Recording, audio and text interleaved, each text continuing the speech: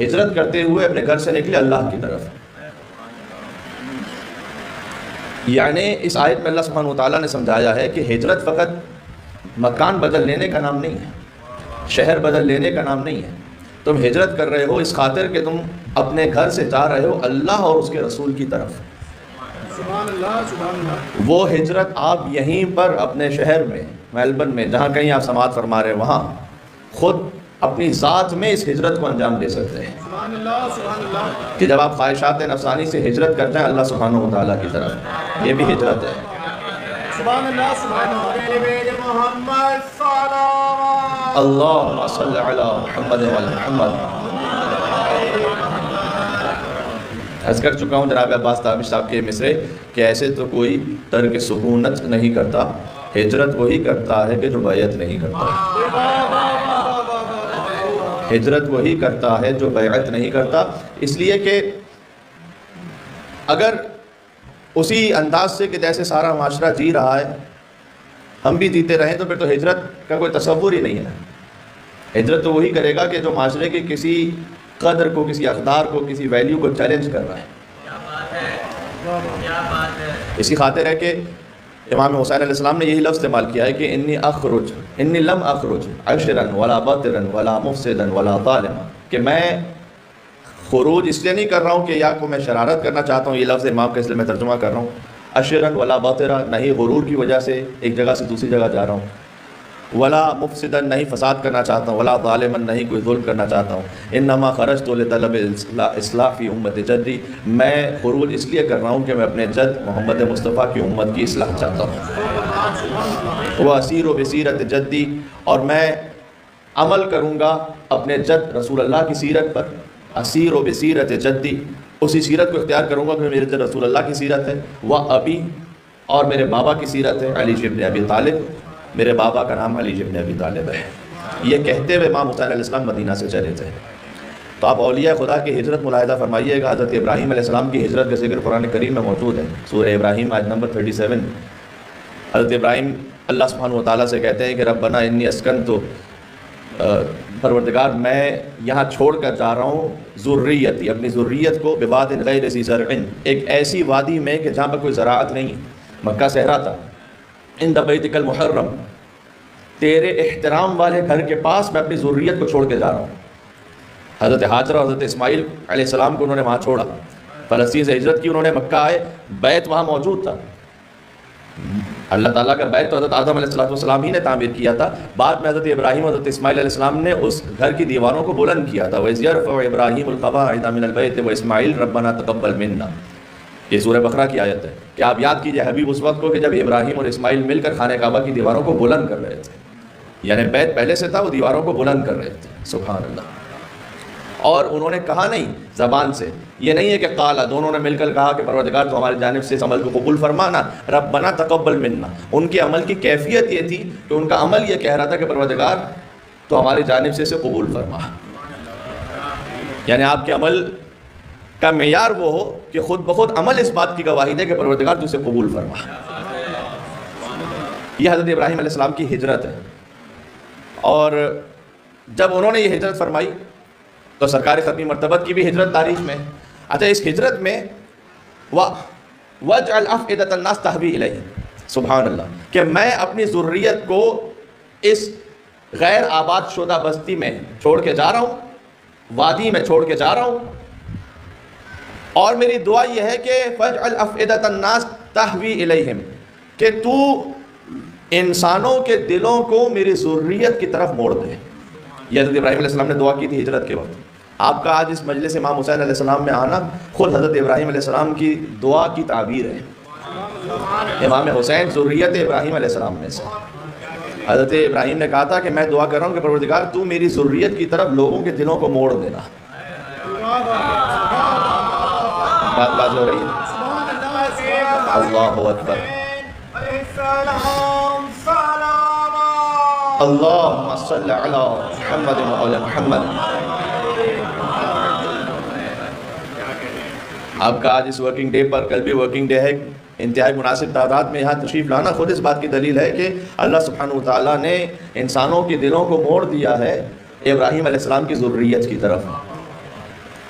کیونکہ ابراہیم علیہ السلام اور ابا عبداللہ حسین علیہ السلام خود ان میں بڑا ایک گہرا تعلق ہے بہت سارے حوالوں سے، بہت سارے واقعات کے سلسلے میں، کہ جیسے اس وقت پیش کرنا مقصود نہیں ہے، کبھی کسی اور موضوع میں آپ کی خدمت میں عرض کروں گا۔ ابراہیم علیہ السلام نے گریہ کیا امام حسین علیہ السلام پر، تو فدیناہ بذبح عظیم، ہم نے فدیہ قرار دیا اسماعیل کو ایک بڑی قربانی کے لیے، ذبح عظیم ابا عبداللہ حسین علیہ السلام۔ خود اقبال نے بھی اس بات کو اپنی شاعری میں جا بجا بیان کیا ہے کہ ابراہیم علیہ السلام سے جس قربانی کا آغاز ہوا تھا وہ پہنچی ابا عبداللہ حسین علیہ السلام تک۔ گفتگو مجھے مختصر رکھنی ہے، اس بات کو مجھے سوچ کے نہیں آیا تھا کہ میں پڑھوں گا، لیکن اسی وقت ممبر پر ذہن میں آ رہی ہے تو مختصراً گزارش کر دوں۔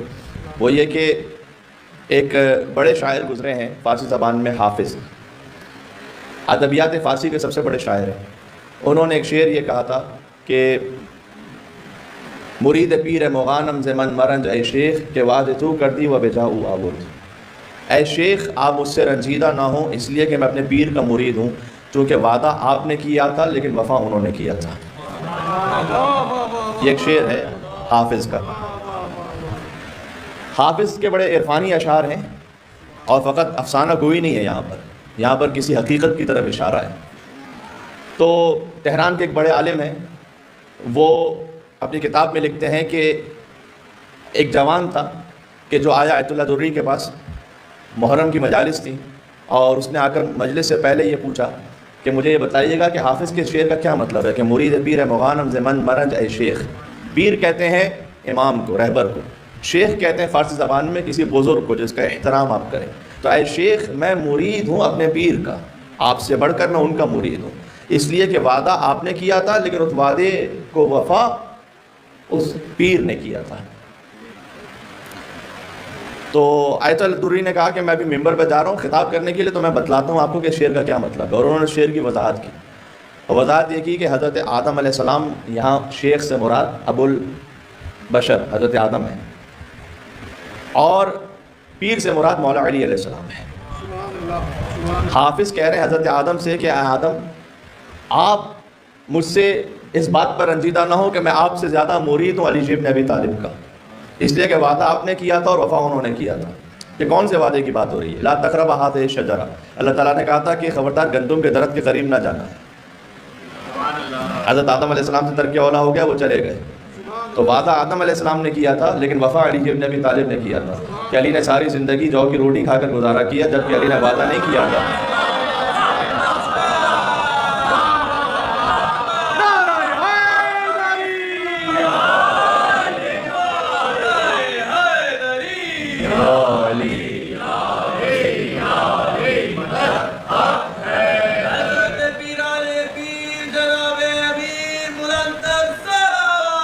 اللہم صلی علی محمد و آل محمد۔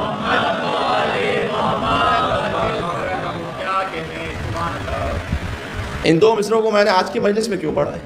میرے ساتھ ایک اور سفر طے کریں گے انشاءاللہ۔ اس جوان کا یہ کہنا ہے کہ آیت اللہ دری نے یہ وضاحت کی، اور بہت ہی معقول وضاحت ہے، اور آپ تک بھی یہ وضاحت بہت اچھی طریقے سے پہنچی۔ کہتے ہیں آیت اللہ دری کا انتقال ہو گیا، جب کوئی گزر جاتا ہے دنیا سے تو وہ غیب کو شہود پاتا ہے پھر، اور وہ غیب کی باتوں کو دیکھ پاتا ہے۔ تو وہ جوان کہتا ہے کہ میں نے آیت اللہ دری کو خواب میں دیکھا ان کے مرنے کے بعد، اور انہوں نے مجھ سے یہ کہا کہ تم نے مجھ سے میری زندگی میں پوچھا تھا کہ حافظ کے شعر کا مطلب کیا ہے کہ مرید پیر مغانم زمن مرنج اے شیخ، اے شیخ آپ مجھ سے رنجیدہ نہ ہوں، میں اپنے پیر کا مرید ہوں، اس لیے کہ وعدہ آپ نے کیا تھا، وفا انہوں نے کیا تھا۔ تو میں نے تمہیں بتلایا تھا کہ یہاں شیخ سے مراد حضرت آدم علیہ السلام ہے اور پیر سے مراد مولا علی علیہ السلام ہے، لیکن میرے مرنے کے بعد مجھ پر ایک نیا راز کشف ہوا ہے کہ اس شعر میں ایک اور مزید گہرائی ہے، اور گہرائی یہ ہے کہ یہاں شیخ سے مراد، بات ضائع نہ کیجیے گا، شیخ سے مراد ابراہیم علیہ السلام ہے اور پیر سے مراد حسین علیہ السلام۔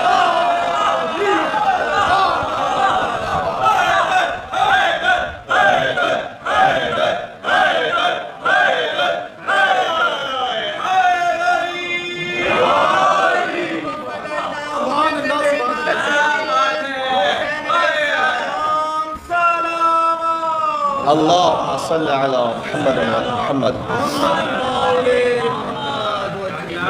سبحان اللہ، ہے میرے ساتھ آپ کہ اے ابراہیم آپ مجھ سے رنجیدہ نہ ہوں، اس لیے کہ میں آپ کا مرید ہوں، لیکن آپ سے بڑھ کر اپنے پیر کا مرید ہوں، اس لیے کہ وعدہ آپ نے کیا تھا، وفا انہوں نے کیا تھا۔ اسی وعدے کی وفا کے لیے تو آج حسین ہجرت فرما رہے ہیں۔ بات واضح ہو رہی ہے؟ آپ نے وعدہ کیا تھا کہ آپ اپنے فرزند کو قربان کریں گے۔ سبحان اللہ۔ فلما بلغ معه السعي قال يا بني اني ارى في المنام اني اذبحك فانظر ماذا ترى قال يا ابت افعل ما تؤمر ستجدني ان شاء الله من الصابرين۔ سورہ صافات کے تمام آیتیں پیش کرنے کا وقت بھی نہیں ہے اور مجھے موضوع کو اختتام تک پہنچا دینا ہے کہ انہوں نے خواب میں دیکھا کہ وہ اپنے فرزند کو ذبح کر رہے ہیں، تو انہوں نے اپنے فرزند سے پوچھا کہ بیٹا آپ کا کیا خیال ہے؟ حضرت اسماعیل علیہ السلام نے کہا افعل ما تؤمر، بابا آپ کو کر دیجئے جس کا آپ کو حکم دیا گیا ہے، ستجدنی ان شاء اللہ من الصابرین، آپ انشاءاللہ ہمیں صبر کرنے والوں میں سے پائیں گے۔ اسماعیل علیہ السلام کی منزل تھی کہ اللہ تعالیٰ نے انہیں صابرین میں سے کہا ہے۔ مشکلات پر صبر کرنا ایک منزل ہے اور پھر شکر کی ایک اور منزل ہے۔